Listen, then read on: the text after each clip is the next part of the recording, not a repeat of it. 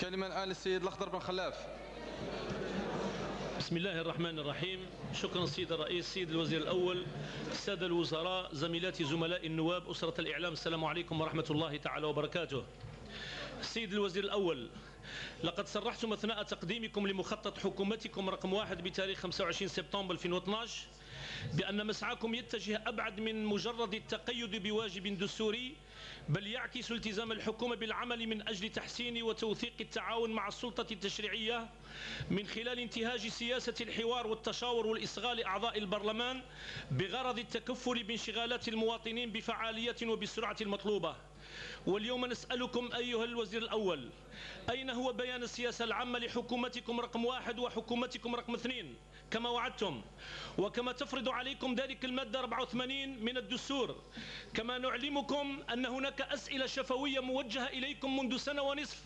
ولم تجيبوا عنها إلى اليوم، بل هناك انشغالات للمواطنين رفعت إليكم منذ 6 أشهر ولم نسمع بأنه قد تم التكفل بها من طرفكم إلا أياما قليلة قبل نزولكم إلى البرلمان. فنتمنى أن توفوا بعهودكم وتعرفوا هذه الانشغالات طريقها إلى الحل إن شاء الله. السيد الرئيس، حكومة ترحل وحكومة تأتي وتضع العداد في الصفر وتنطلق في تنفيذ مخطط جديد دون أن تقدم دستوريا وأخلاقيا بيان السياسة العامة كما ينص على ذلك الدستور. هذا التقليد الذي تعود عليه نظام الحكم منذ أول برلمان تعددي سنة 97، أي منذ 17 سنة، حيث تعاقبت على رقاب الجزائريين 13 حكومة، 4 منها فقط قدمت حصيلتها. فكيف نطلب من الشعب أن يلتزم بالقوانين وحكوماته تدوس على الدستور؟ بل هناك وزراء أطلقوا مشاريع ضخمة وباشروا العمل فيها ثم رحلوا دون أن يقدموا شيئا، والنتيجة هي إهمال لآلاف المشاريع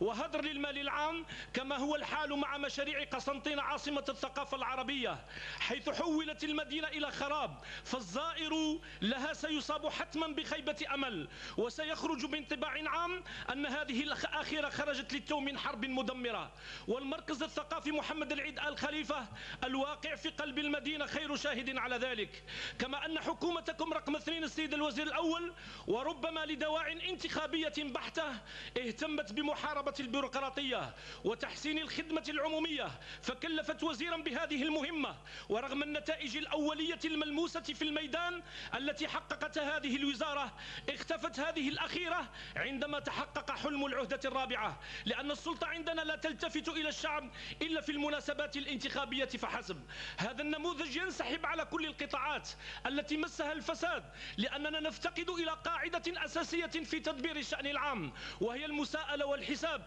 وهي الغائبة عن قاموسنا السياسي، حيث أصبحت حكوماتنا عبارة عن إدارات لتصريف أعمال الجهاز التنفيذي، وهي بمثابة حكومة الولاءات، لأن المعيار الوحيد للانتماء إليها أن يكون العضو فيها متعطئا للرأس، مسهبا في المدح، ذائبا في حب ولي نعمته، مدافع عنه في السر والعلن، شاكرا لأنعمه، مسبحا بحمده، معليا لقدره، رافعا لشأنه، مرددا أنه مع عهدة أخرى لصاحب الفضل عليه حيا أو ميتا. عندها يأتيه الهاتف من حيث لا يحتسب، لأنه لا يمكن أن يقول لا، كما لا يمكنه أن يرفض أو يناقش، فكيف له أن يستقيل أو يقال أو يحاسب أو يوجه له مجرد الملام في مستقبل الأيام؟ السيد الرئيس، إن الواقع اليوم يؤكد بأن البلد مقبلة على شح شديد في الموارد المالية،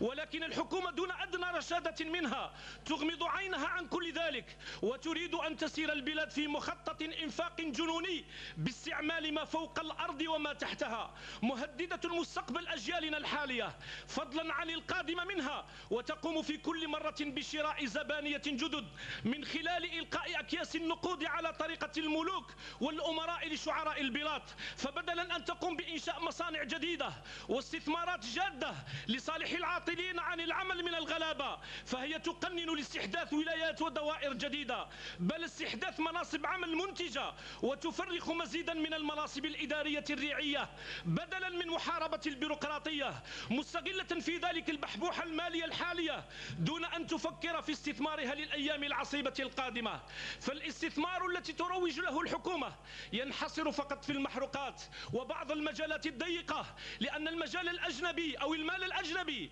يحتاج إلى استقرار اجتماعي وشفافية في التعامل وجو غير ملوث بالفساد والرشوة والبيروقراطية. فمهما عملت السلطة على تبييض صورتها بشراء صفحات على الجرائد العالمية وشراء بعض الأقلام المأجورة لتبييض إنجازاتها الفاشلة، فإن الواقع معروف ومعلوم، والاستقلال الظاهري هو استقرار وهمي، لأن النظام الذي يشتري السلم الاجتماعي سينقلب عليه بمجرد أن تنفذ خزينته من المال والريع. والنظام الذي يسير خارج إرادة شعبه واختياراته وتطلعاته ويبني مستقبله على انتخابات تقاطعها الأغلبية الشعبية لا يمكن أن يؤتمن جانبه، خاصة وهو يعاني من فساد مقنن لن يحظى بثقة المال الأجنبي. ومن ثم فعن أي اقتصاد تتحدث الحكومة؟ أهو اقتصاد الاستيراد والبازار أم هو اقتصاد الياغورت والمياه المعدنية؟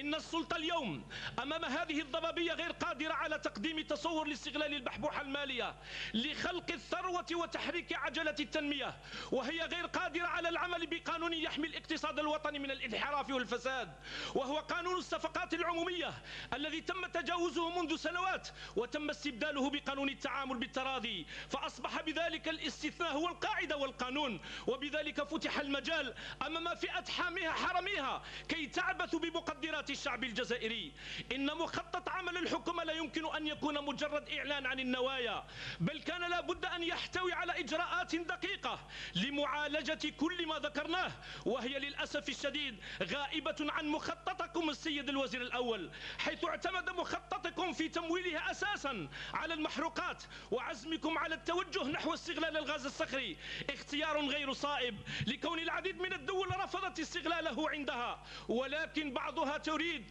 أن تجعل من الشعب الجزائري فئران تجارب كما فعلت ذات مرة عندنا في منطقة رقان، لأن استغلال هذا النوع من الغاز سيجعل من الجزائريين يعيشون على قنابل كيماوية موقوتة، وسيحول الآبار المحفورة إلى